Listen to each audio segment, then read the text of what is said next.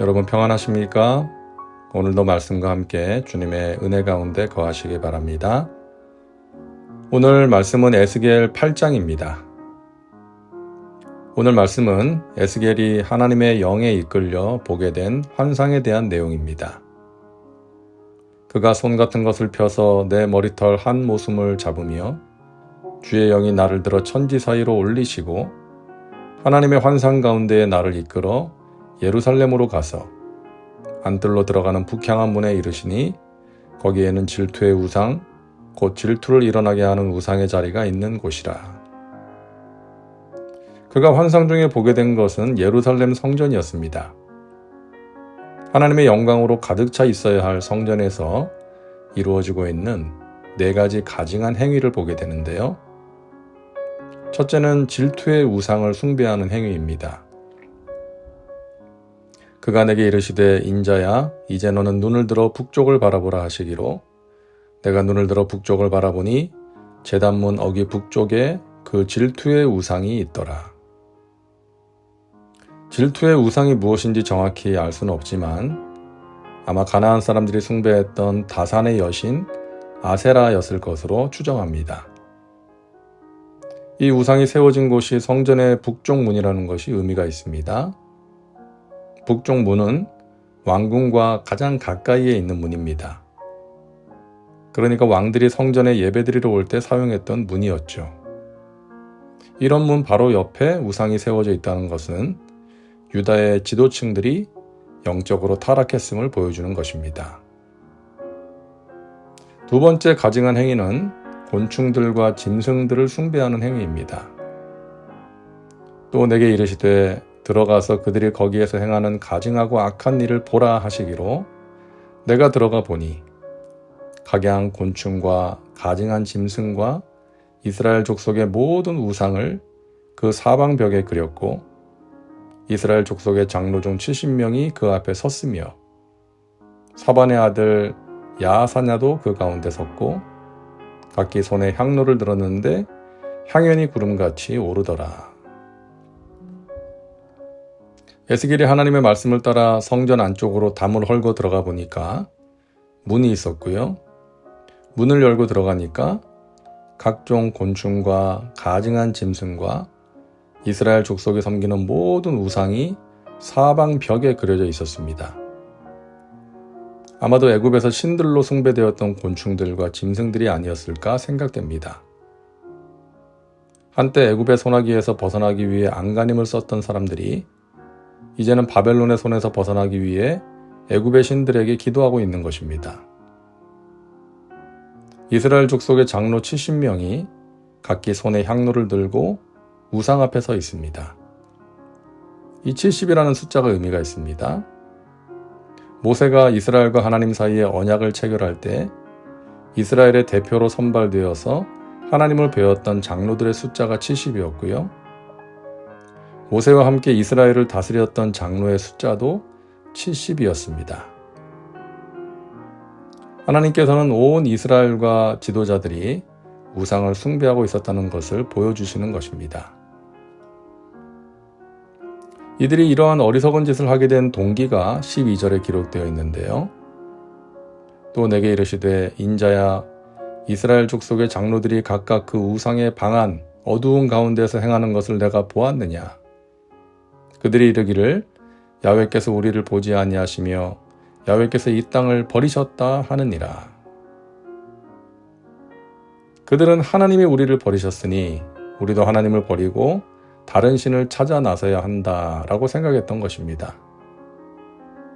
이런 사람들이 지도자가 되면 백성들은 방황하고 공동체는 망할 수밖에 없는 것입니다. 자신들의 죄악으로 인해서 하나님께서 진노하신 것을 알지 못하고 하나님 탓을 하고 있는 것입니다. 이들은 은밀한 곳에서 우상을 숭배하고 있었습니다. 하지만 하나님은 다 보고 계셨던 것이죠. 인간이 아무리 은밀한 곳에서 행하는 죄악이라도 하나님께는 결코 숨길 수 없다는 것을 알아야 합니다. 뿐만 아니라 하나님께서는 우리의 마음 깊은 곳까지 살피시고 꿰뚫어 보신다는 것을 기억해야 합니다. 이것을 기억한다면 많은 죄를 이길 수가 있는 것입니다. 세 번째 가증한 행위는 담무스 숭배입니다.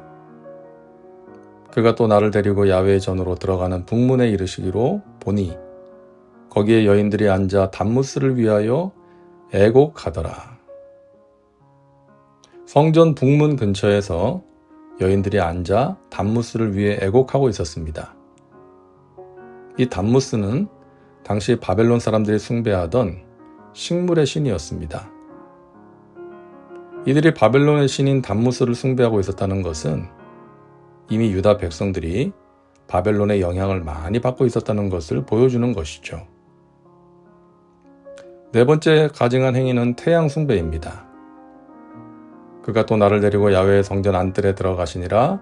보라, 야훼의 성전문 곧 현관과 제단 사이에서 약 25명이 야훼의 성전을 등지고 낯을 동쪽으로 향하여 동쪽 태양에게 예배하더라. 성전의 문과 제단 사이에서 약 25명의 사람들이 성전을 등지고 동쪽의 태양신을 섬기고 있었습니다.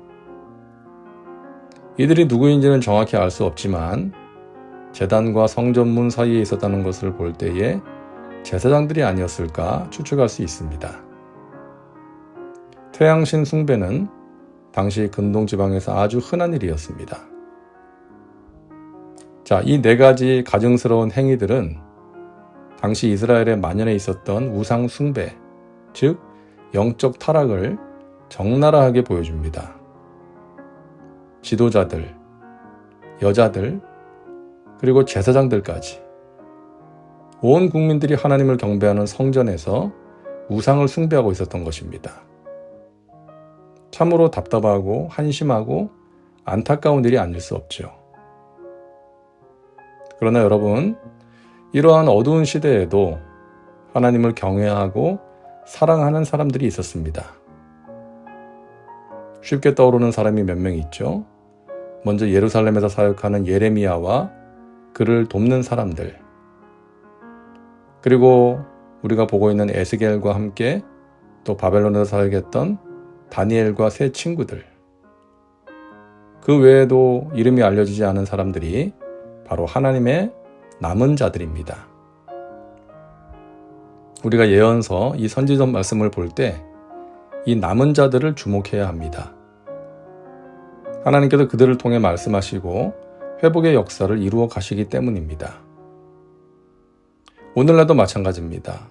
세상은 갈수록 타락하고 암울해지지만 역사를 주관하시고 이끌어 가시는 하나님이 계시고 또 하나님을 경외하는 남은 자들이 있기에 우리는 하나님이 행하실 일에 대한 기대를 가질 수 있습니다.